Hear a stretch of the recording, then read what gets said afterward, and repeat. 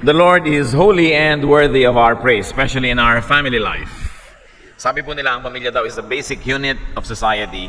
Na yan ay yung pinakamaliit na grupo sa ating lipunan na pinakapwedeng asahan. It is our refuge, our breeding ground, source of strength, and our anchor. But what if the family is ruined? Kung ang pamilya ay ganun kahalaga, pinagmumula ng ating lakas at siya ang ugat na kinakapitan natin, paano kung ang pamilya ay dysfunctional? Paano pag hindi ito umaandar, ito ay sira o kaya ay mayroong mga malalaking mga kapintasan? Ito ang ating pag-aaral ngayon, how to ruin your family. Siyempre, hindi naman yun ang lesson natin. Baligtad dapat, how not to ruin. We will just approach it from a negative side. Paano nga ba sinisira ang isang pamilya? Ama namin sa langit, salamat sapagkat kayo na dito rin sa aming puso. Patawarin niyo po kami sa mga kasalanan namin, punan niyo mga kakulangan namin, O Diyos. At ngayon, kausapin niyo kami ng masinsinan. Turuan mo kami, Panginoon, na siya sa atin ang aming mga sarili, ang aming buhay, lalong-lalo ang buhay pamilya, at kung ano ang papel na ginagampanan namin sa aming mga pamilya. Teach us, O God, how to live a family life that is godly, pleasing to you, and beneficial to us. Quiet our hearts, patahimikin niyo po ang aming puso, palakasin niyo po ang aming katawan, patalinuhin niyo kami, at ipaunawa niyo sa amin ang iyong karunungan. Lead us, Father. Teach us and use your servant only as your instrument.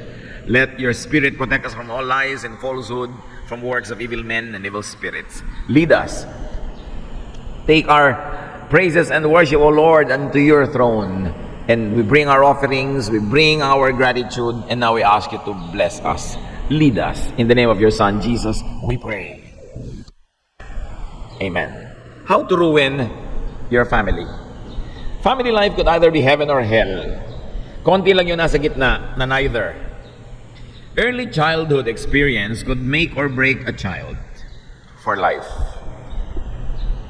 Maraming mga tao sa kanilang adult years ang hirap magpakisamahan, ang hirap unawain, ang hirap pakitunguhan dahil yun pala winasak ang kanilang pagkatao nung bata pa sila. Jealousy, inferiority feeling, bitterness, sometimes overcompensating, selfishness, and violence could actually characterize a person that did not grow up in a balanced family setting. Pagka lumaki ang bata na magulo ang pamilya, nagkakaroon ng mga behavioral disorders na kuminsan buong buhay at tumanda na lang, hindi pa maituwid. Ang background po natin, galing pa sa napakalayong kasaysayan sa Old Testament. Si Abraham, alam natin, nagkaroon ng dalawang anak na kinikilala natin ng mga pangunahin, si Ismael, na anak niya sa kanyang katulong, at si Isaac, na anak niya sa kanyang tunay na asawa. Si Ismael, for all intents and purposes, dapat panganay, pero ang talagang binigyan ng pabor, si Isaac. Dahil na rin sa pangunguna ng nanay niya, at sa paglalagay ng nanay niya dito kay Isaac sa very favored position, siya talaga yung favored. Si Isaac naman, nagkaroon ng dalawang anak, kinikilala natin si Esau at si Jacob. Panganay si Esau, tulad ni Ismael, pero wala ring nakuha dahil ang naging paborito ay si Jacob. Dahil si Jacob ang nanay's pet. Pinalaki pa nga ng nanay niya itong si Jacob na dinadaya nila yung tatay para lang magkaroon ng special favors para dito kay Jacob. So ano pa sa palagay niyo ang gagawin ni Jacob pag siya na ang tatay, edi magpe-play favorites din. Si Abraham may paborito, si Isaac. Si Isaac may paborito, si Jacob. At si Jacob, itutuloy niya ang pangit na family tradition na ito. Sa katunayan, dalawa ang kanyang official wives, si Leah at si Rachel. Paborito niya si Rachel, si Leah, kawawa naman. At nagkaroon pa siya ng anak sa dalawa niyang katulong na babae na kaugalian ng unang panahon. 12 anak na lalaki, itong si Joseph ang paborito. Palibas at anak ng paboritong asawa niya na si Rachel. At itong kasaysayan ni Jacob ang ating titingnan ngayon, no? At ang kasaysayan nitong ang kanyang anak, si Jacob, kasi magkakaroon ng paborito na naman. We will be reading from Genesis 37, 1 to 11, the contemporary English version. Verses 1 to 2. Jacob lived in the land of Canaan, where his father Isaac had lived, and this is the story of his family. Bawat pamilya may kwento. At bawat pamilya may mga kabulukan na pinipilit itago sa mga likod-likod at gilid-gilid at pinapalaki lang nila yung magaganda tungkol sa kanila. But this family was a very dysfunctional family, like the first family we meet in Genesis, the family of Adam. Dysfunctional sila. Hindi sila model. Kung meron silang modeling na dapat maging purpose ngayon, huwaran ng hindi dapat tularan. So, Jacob was a winner in the favoritism contest over Esau, his brother. he would keep a family tradition of playing favorites. And in fact, he had a favorite wife and a favorite son. Genesis 37 to 11 to our main story. When Jacob's son Joseph was 17 years old, he took care of the sheep with his brothers, the son of Bilhah and Silpha, who were the maids. But he was always telling his father all sorts of bad things about his brothers. So we are talking about Joseph, so-called the dreamer.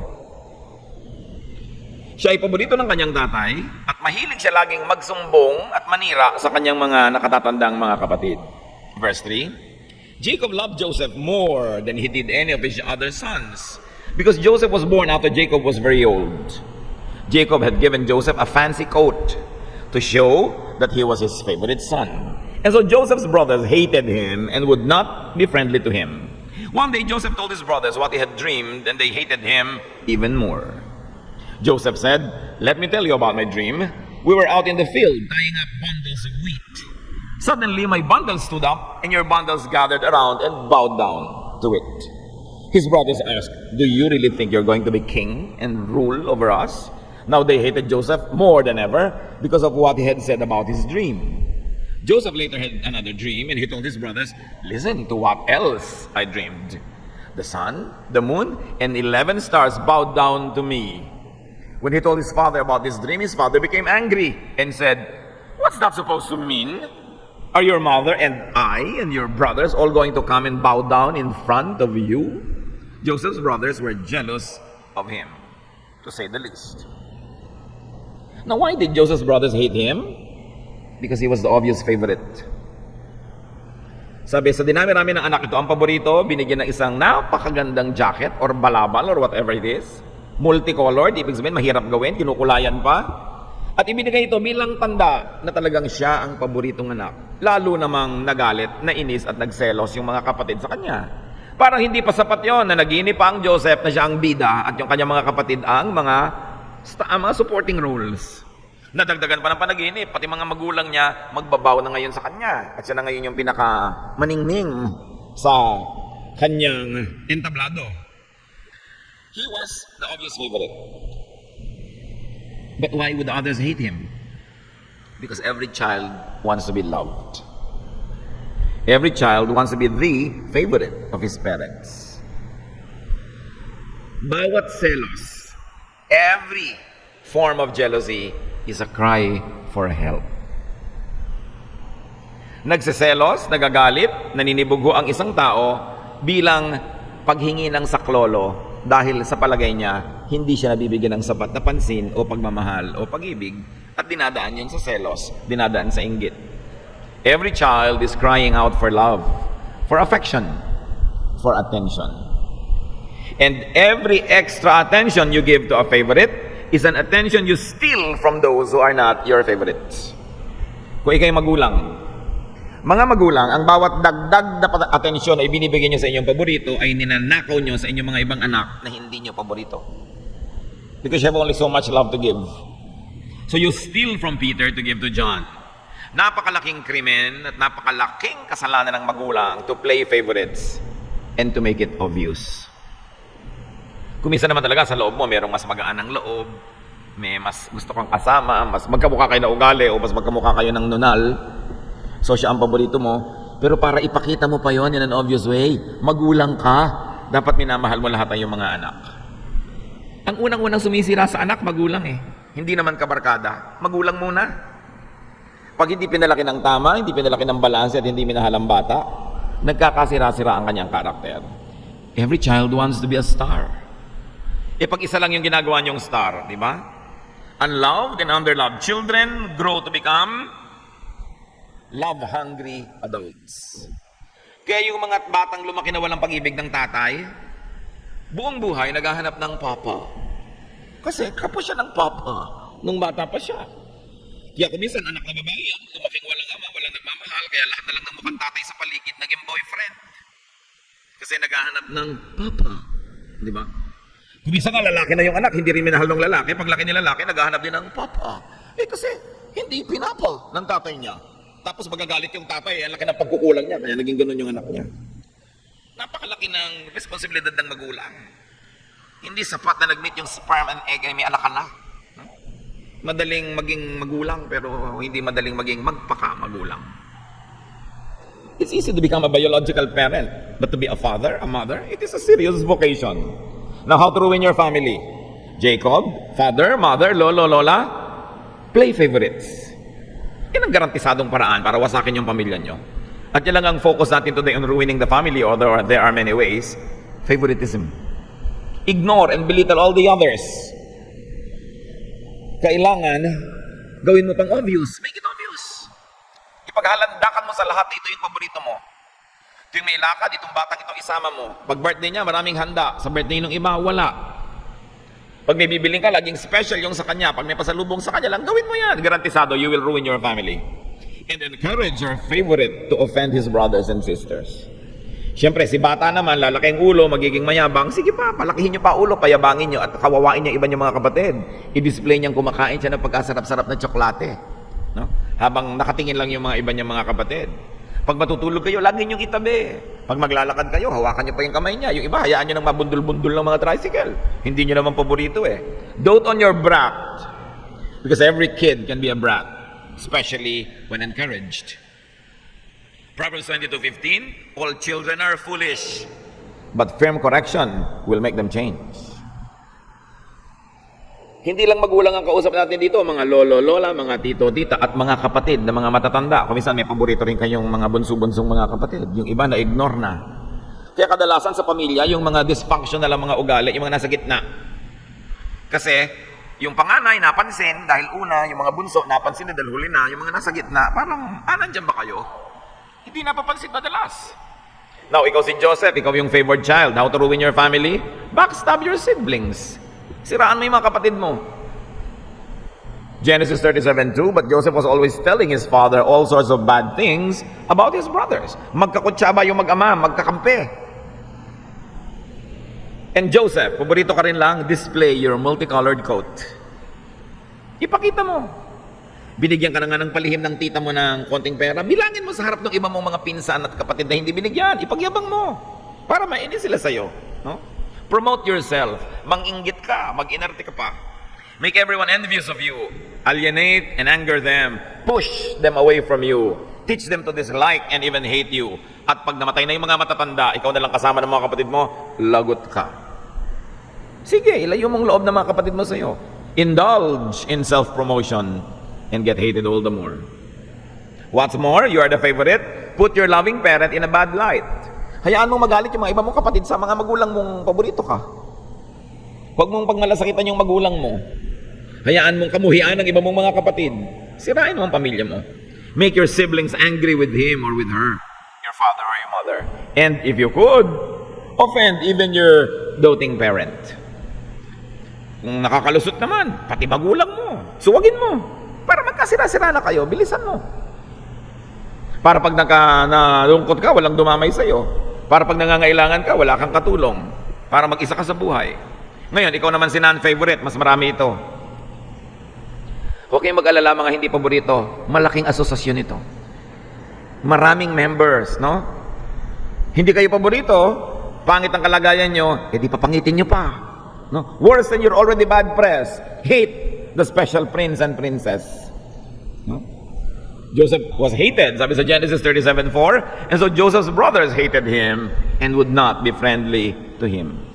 Sige, kamuhian nyo. Ipahamak nyo. Pag-usap-usapan nyo yung paborito. Show your resentment. Be affected negatively.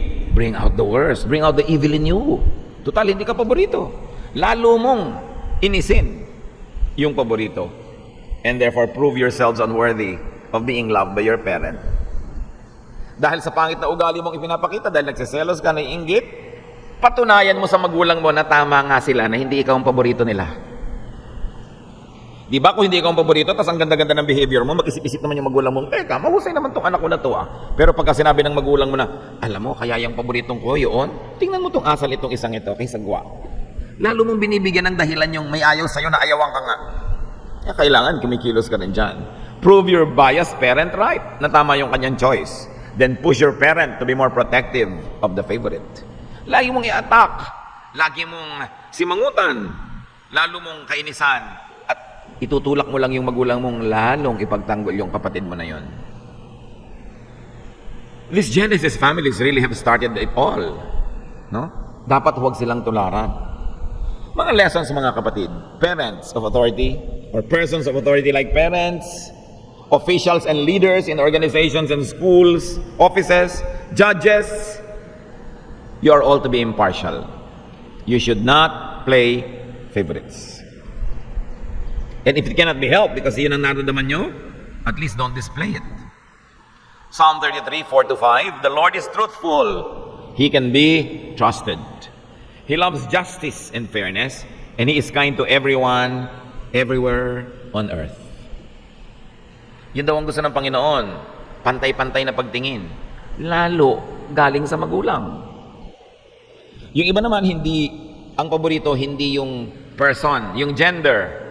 Paborito ng tatay ang mga anak na babae o lalaki. Paborito ng nanay ang mga anak na lalaki o babae. Basta lalaki ka, ikaw ang paborito. Basta babae ka, ikaw ang paborito. Hindi nadaan sa ganon. Pare-pareho lang tao ang tao, mababae at malalaki. Naghahanap ng pagtingin, naghahanap ng pag-ibig, naghahanap ng pangunawa. Kay lalaki, kay babae yan. Parents are to be representatives of God on earth. Therefore, yung pag-ibig ng Diyos dapat unang-una nakikita sa magulang. Impartial, fair. Deuteronomy 16, 18-19. Appoint judges and officials for each of your tribes in every town the Lord your God is giving you, and they shall judge the people fairly. Do not pervert justice or show partiality. Kung sa mga hukom doing their profession, tinuturuan na maging patas ang pagtanaw, lalo naman sa magulang, dapat pa bang ituro yun? Kung ikaw mismong magulang, yung mga apik at magpupuwera ng anak mo, sino pang aasahan mo na tatangkilik sa anak mo na yan? Ngayon, maraming observers. Halimbawa, hindi kayo magulang, kayo yung tiya, kayo yung tiyo, kayo yung lolo't lola, kayo yung kaibigan ni magulang. Watch for favoritism around you. And do what you can to eliminate or minimize it. Lahat tayo may magagawa. Napapansin nyo, yung kapatid nyo may paboritong anak. Pansinin nyo naman. Kasi yung mga anak niyan, wala namang masyadong boses sa magulang, lalo't maliliit pa. Sabi mo, aba ate, obvious naman na paborito mo yung isang anak mo na yan. Oh. Bawas-bawasan mo naman, kawawa ibang anak mo. Dapat nagpapaalala tayo. Ang paalala'y gamot sa taong nakalilimot. Kailangan nag-o-observe tayo dyan. Mag-asawa. Paborito ng asawa mo yung isang anak? Paalalahanan mo ang asawa mo. Aba naman, anak natin lahat yan. Kung niloloob mo man, nasa kaloob-looban mo, meron ka talaga itinatangi, huwag mo nang gawing obvious. At kung nakikita nyo, kituloy ang nangyayari ganito Pag nakikita ng tatay, sobrang paborito ng nanay yung anak 1, si tatay, pinifavorite si anak 2 para huwag naman makawawa, nadi-divide ang pamilya. Mag-ama here, mag-ina there. Ganun ba dapat yon? Kaya dapat itinutuwid. At mga mahilig magpaborito, pag itinutuwid kayo ng asawa nyo o mga kapatid nyo o kaibigan nyo, huwag kayong pasaway. Huwag kayong matigas ang ulo. Mahirap magpaalala kasi kung magpapaalala ka, nakikiramdam ka pa, baka magalit, tumatiming ka pa. Yung may naglalakas ng loob para magpaalala sa inyo, pasalamatan nyo, ay salamat, nagpaalala ka. Baka nga nakakalimot na ako. Hindi yung magagalit pa kayo ngayon sa nagpapaalala sa inyo, ay nagmamalasakit lang yung tao. Kailangan nire-review natin yan. Balance situations of favoritism when you have the power to do so. Give more to those who get less. Para magkaroon naman ng balanse. Ngayon, non-favorites, yung maraming members ng asosasyon ng mga hindi paborito ng magulang. No? Check yourself. Usually, may good points or may assets ang favorites. Usually, binubulag tayo ng inggit, ng selos. Hindi na tuloy natin nakikita ko minsan, tama naman pala yung magulang ko na favorite si ate o favorite si kuya o favorite si nene. Non-favorites have common denominators. At huwag kayong magagalit, ha?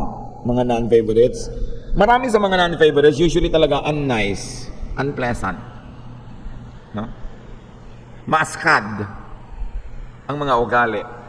Mahilig manimangot. Mahilig magreklamo. Ayaw sumunod sa utos. Matitigas sa mga ulo. Hindi lahat, pero marami. Dahil bakit naman? Anong dapat nyong gawin para yung sarili nyong magulang hindi kayo magustuhan? Surely, you're very successful in destroying yourself. Pero mo sarili mong magulang, di ka gusto. Huwag tayong laging magtampo, huwag tayong laging magalit. Mag-isip-isip ka, ba't kaya ako ayaw ng magulang ko? Ba't kaya hindi niya ako gusto? Ba't pag may lakaran, ayaw akong isama? Diba? Baka naman mamaya, yung nanay mo medyo mahilig magpostura, tapos yung sasama ka, mukha kang basahan, hindi ka nga isasama.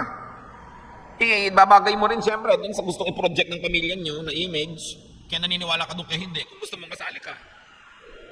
Meron naman walang good manners and right conduct. Isasama sa mga handaan para ka nagsama ng kambing. Kinain na pati plastic. So hindi ka na isasama uli. Meron naman talaga mga anak, uutusan mo, bukas pa susunod, dadabog-dabog. Hindi mo na tuloy paborito. Ang lagi mo nalang uutusan yung palasunod.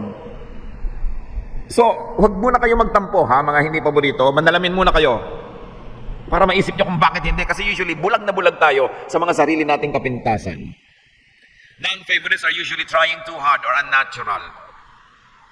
Nakita mo, ay, may kapatid ako, paborito ng nanay ko, lagi naka-red. Magre-red ka rin para maging paborito ka. May mga ganun, ginagaya mo yung mga kilos, mga asal, mga paborito. Hindi ka naman likas sa'yo. Lalo ka lang tuloy nakakainis tingnan. No? Kasi hindi naman bagay sa'yo. So, trying too hard, kinokopya yung favorite o yung star. No? Sabi nga nila, don't be a cheap, trying hard copycat. Be original. Para kung ano yung likas sa'yo. Marami mga non-favorites, hindi nila ito tatanggapin, pero abrasive and offensive. Minsan ang lalim, hindi mo malaman kung anong iniisip. Ang layo-layo ng tanaw, pakikiramdaman mo pa, huhukayin mo pa yung loob para mo malaman. So, water follows the path of least resistance. So, the parents will now gravitate towards those who are easier to deal with.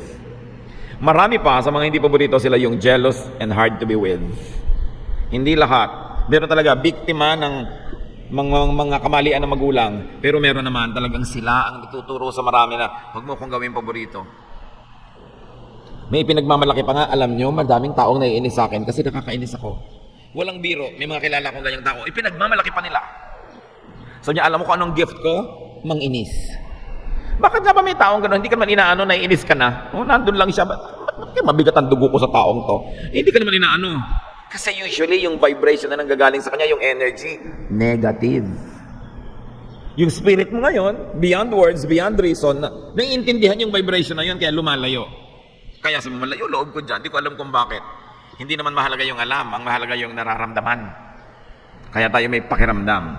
Kasi yung alam, nakakadaya ko minsan yan eh. What you know can deceive you, but seldom yung sinasabi ng spirito mo, yung discernment. So kung hindi ka paborito, ask, ba't kaya hindi ako paborito? Anong ugali ko? Ang taliwasag, yung general na ugali ng pamilya. Anong pamamaraan ko? Anong sistema ko? O bakit kaya ako laging nakakainisan? Sa simula, pag bata ka, kung minsan ipagmamalaki mo pa yan dahil yan ang distinction mo, pero pag matanda ka na, makikita mong napaka-disadvantageous na nakakainisan ka. Why? Because to succeed, we all need help. And people help those they like. And if people don't like you, they don't help you, you don't succeed. Kaya mahalaga yung ginagalang din natin yung sensibilities ng iba. How to ruin your family? Any family? Try favoritism. You don't have to try too hard. Success is so easy to attain. Because favoritism hurts the non-favorite.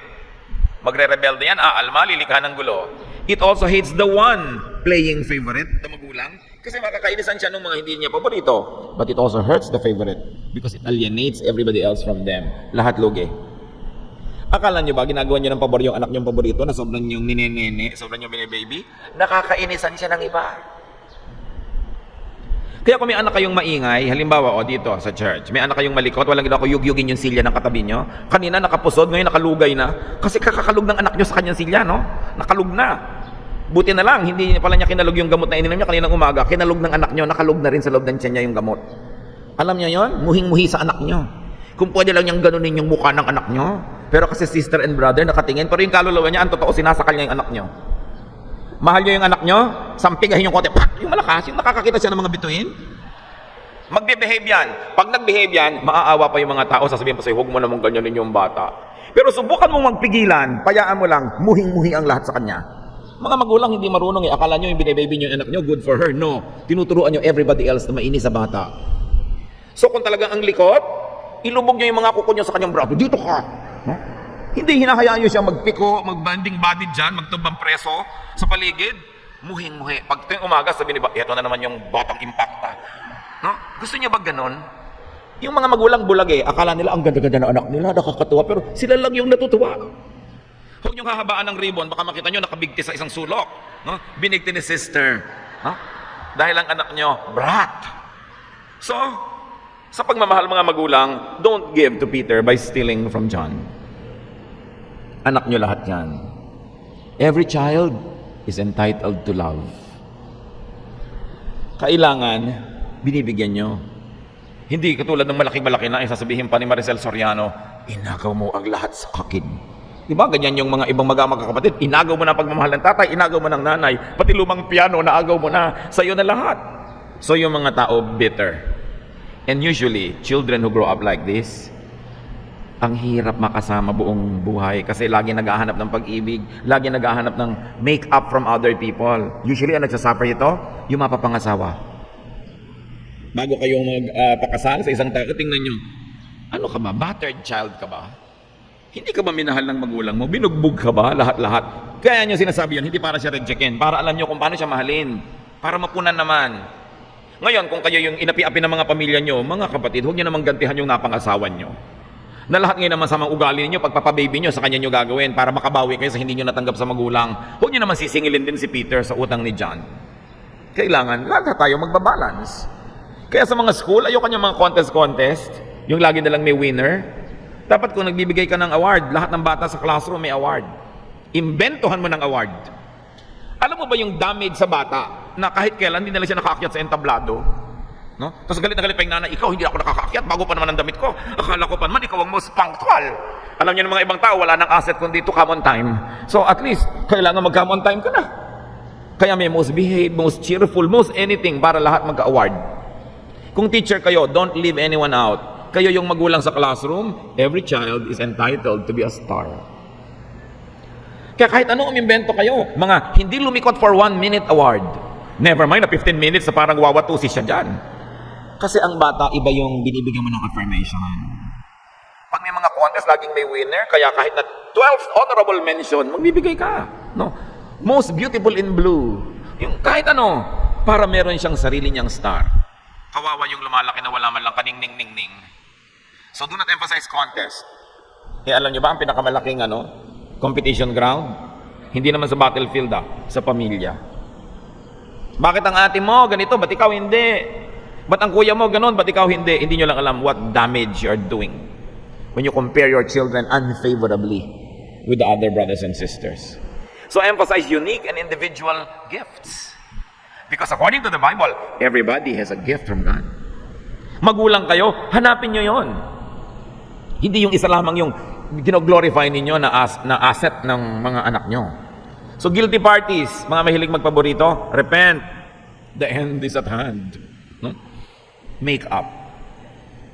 Kung na-realize nyo ngayon, oo nga pala, nagkulang ako, it's not too late. Mag-make up kayo. Yung mga nagsisimula pa lang, remember this. Don't play favorites. Ganyan din sa mga amo sa mga opisina, mga manager, mga supervisor. Be fair. Every position of authority is God-given. And you're supposed to use that power to be like God. Loving, nurturing, encouraging. No? Ngayon, mga beneficiaries of favoritism, make it up to the losers. Kung lagi kayong binibigyan ng nanay nyo ng special, kung ayaw ng nanay nyo ibigay doon sa iba nyong kapatid, pag talikod niya, i-share nyo. Kayo na yung mag-balance. Huwag niyong konsintihin yung mga nagpapaborito sa inyo dahil komo lang kayo nakikinabang. Then be an agent of God's love and balance things. Kayo na mismo yung mag-distribute. Hindi sa inyo lahat. Victims, wala kayong choice. Forgive.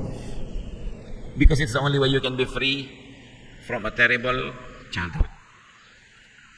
Pag hindi pa kayo nagpatawad, bihag pa kayo ng mga pangit na nangyari in the past. The only way to be free is to really forgive. So forgive because you're godly. And if you are not that godly, forgive because you're intelligent. Because it sets you free. Patawarin nyo na, maybe your parents acted in ignorance. Maybe yung mga paborito nyong kapatid were young, so hindi nila alam how to balance it. At kung kayo ngayon, among all your family members ang na-expose sa Bible, kayo yung nakakilala sa Panginoon, of course, kayo yung binigyan ngayon ng maraming spiritual blessing. Anything and everything is possible with God. He who is in Christ is a new creation. The old is gone. The new has come. Huwag niyong hayaan na yung dati niyong pagkatao noon na inapi-api, na gustong maghiganti, yung bitter, yung laging galit, siya pa yung manaig ngayon. Binigyan na kayo ng Diyos ng kapasidad na maging bago. Huwag niyong sayangin yon. Magbago. Dahil pwede. Baguhin yung attitude. Patawarin yung mga nagkamali noon. Begin again. Have a new life. And never continue this bad tradition into the next generation. Kung kayo na yung magulang, kayo yung magiging magulang, putulin nyo na ang curse na yan. Marami kasi pinalaki ng ganon sa violence, tapos hindi nila napapansin sila ngayon violent parent na rin. Kasi mga kapatid, pag hindi natin ito lubos na binigyan ng pansin, you will simply become like your father or mother. Genetics, culture, no? Nurture, the way you were raised, family tradition will always be on automatic. If you don't do anything on manual, the automatic will take over, you will become like your parent. So kung meron kayong mga ugali ng magulang yung hindi nyo gusto, hindi nakabuti sa inyo noon, manalamin kayo, baka kayo na yun ngayon. At tanggalin nyo yan for the sake of your children and for your sake and for the sake of your faith in the Lord. Kasi pwede naman yan ang pinakamaganda dyan. Pwedeng maiba ang lahat. Pwedeng magbago. And we can do all things through Christ who gives us strength. Huwag tayong maging victim forever. Marami sa atin yan, victim. Lalo sa Pilipinas, ito 8 kayo magkakapatid. 7, no? Yung nakaraang generation, ngayon mga 3, minsan 2. Minsan nga, isa lang nga, hindi ka pa ikaw paborito eh. No, talaga sobra ka namang minamalas ka.